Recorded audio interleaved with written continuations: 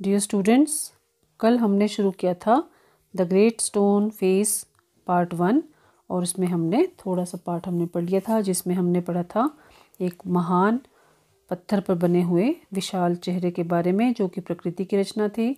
और उसके बारे में एक छोटा बच्चा अर्नेस्ट जो है वो अपनी माँ से पूछता है उत्सुकता से कि माँ आप किस भविष्यवाणी की बात कर रही हैं। ये हमने लास्ट में ये यहाँ तक पढ़ा था।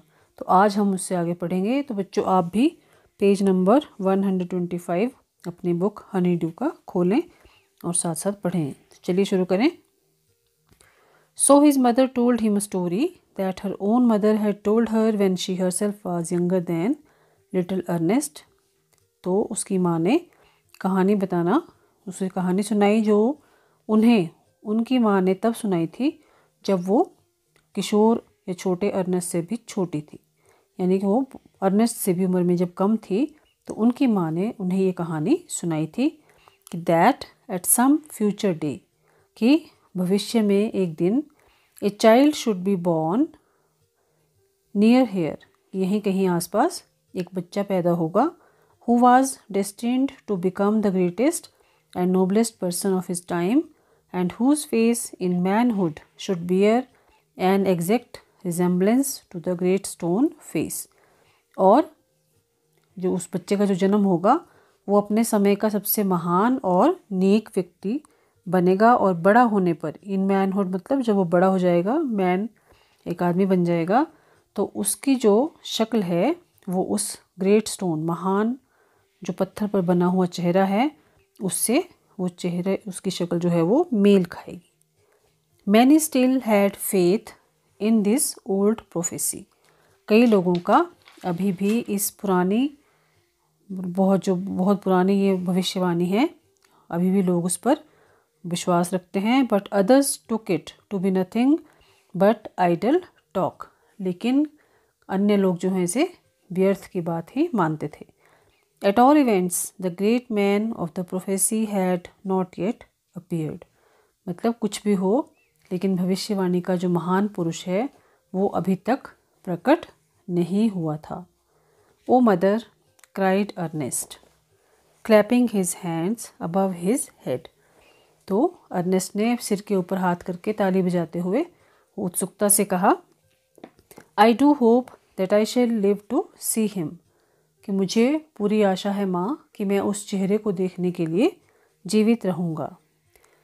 His mother was an affectionate and thoughtful women, उसकी जो माँ थी वो बहुत ही स्नेहमयी और विचारशील एक महिला थी। ठीक है। So it was proper she thought not to discourage the fanciful hopes of her little boy, so she said to him perhaps you may. तो वो प्यार करती थी अपने बच्चे से और उसने सोचा कि ये उचित ही होगा कि वो अपने छोटे बच्चे की जो कल्पना है, फैंसीफुल होप्स मतलब जो कल्पना में जो आशाएं हैं जिनसे वो भरा हुआ है, वो उन्हें ना तोड़े, उन्हें निरुत्साहित ना करे। इसलिए उसने कहा परहैप्स यू मे, संभव है तुम्हें ऐसा व्यक्ति मिल जाए। And Ernest never forgot the story that his mother told him, और अर्नेस्ट अपनी माँ द्वारा बताई उस कहानी को कभी नहीं भूला। It was always in his mind when ever he looked upon the great stone face, जब भी वो उस विशाल चेहरे को देखता पत्थर पर बने हुए तो ये कहानी उसे सदा याद रहती। He spent his childhood in the log cottage where he was born, was dutiful to his mother and helpful to her in many things, assisting her much with his little hands and more with his loving heart. तो वो अपनी माँ के प्रति बहुत ही कर्तव्यनिष्ठ था और अपने छोटे छोटे हाथों से और प्रेम भरे मन से अपनी माँ की सहायता करते हुए अपना बचपन उस लकड़ी की झोंपड़ी में गुजारा जहाँ वो पैदा हुआ था। In this manner from a happy yet often pensive childhood he grew up to be a mild and quiet youth. इस प्रकार वह एक प्रसन्न और विचारशील बच्चे से बड़ा होकर अब वो एक विनम्र और शांत स्वभाव का व्यक्ति बन गया था। Ernest had no teacher, but the great stone face became one to him. Ernest के कोई उसका शिक्षक नहीं था, लेकिन वो जो पत्थर पर बना हुआ महान चेहरा था वो उसका एक शिक्षक मानो बन गया हो। When the work of the day was over, he would gaze at it for hours until he began to imagine that those vast features recognized him and gave him a smile of kindness and encouragement.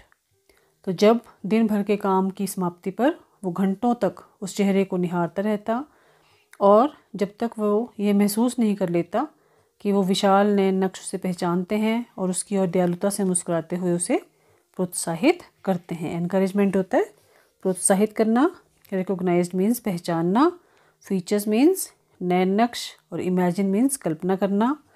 तो बच्चों ये साथ साथ आप meaning भी लिखते जाएंगे। तो चलिए अगला पढ़ते हैं। About this time there went a rumour throughout the valley that the great man who was to bear a resemblance to the great stone face had appeared at last। तो अब उन्हीं दिनों पूरी घाटी में एक अफवाह फैल गई कि वो महान व्यक्ति जिसका चेहरा उस पत्थर के विशाल चेहरे से मिलता है वो आखिर आ गया है घाटी में। It seems that many years before a young man had left the valley and settled at a distant seaport।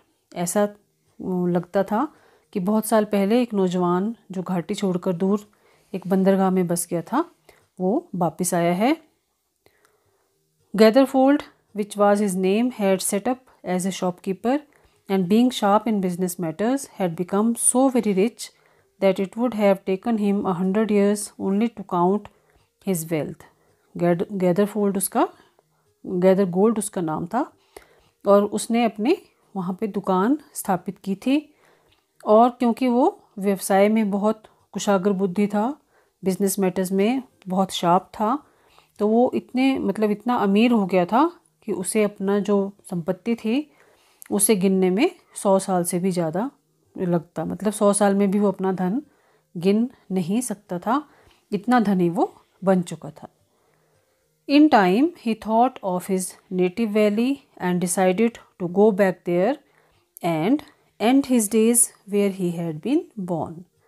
तो कुछ समय के बाद उसे अपनी मातृभूमि की याद आई। नेटिव वैली होता है जहाँ का वो रहने वाला था। ही थॉट, उसने सोचा अपने नेटिव वैली के बारे में। नेटिव वैली मतलब जहाँ का वो था वास्तव में, बेसिकली जहाँ से वो रहने वाला था, और वो वही वैली थी जहाँ हमने अर्नेस्ट के बारे में पढ़ा है। तो वो लोगों को, क्योंकि अब बच्चों आपको याद है और अभी हमने रिवाइज भी किया कि एक भविष्यवाणी की बात है जो उसकी अर्नेस्ट की माँ ने उसे बताया था कि आने वाले टाइम में एक बच्चा ऐसा पैदा होगा जिसकी शक्ल जो है वो पत्थर पर जो बनी हुई आकृति है चेहरा उससे मिलेगी। तो लोगों को लगा कि ये जो गैदरगोल्ड है ये वही व्यक्ति है। तो उसने भी, अब उसे क्योंकि याद आई अपने घर की, तो उसने डिसाइड किया टू गो बैक देयर, कि वो वापस वहाँ जाएगा जहाँ का वो था, and and his days where he had been born, और अपने जो अंतिम दिन है वो वहीं गुजारेगा जहाँ उसका जन्म हुआ था। तो बच्चों आज हम इसको यहीं पढ़ेंगे और यहीं पर अब आप इसके जो मीनिंग्स हैं डिफ़िकल्ट वर्ड्स के वो लिखेंगे। मैं आपको कुछ शब्द बता देती हूँ, जैसे चलिए पीछे चलें जहाँ से हमने शुरू किया था। इसमें जो डिफ़िकल्ट वर्ड्स हैं वो आप अंडरलाइन करें।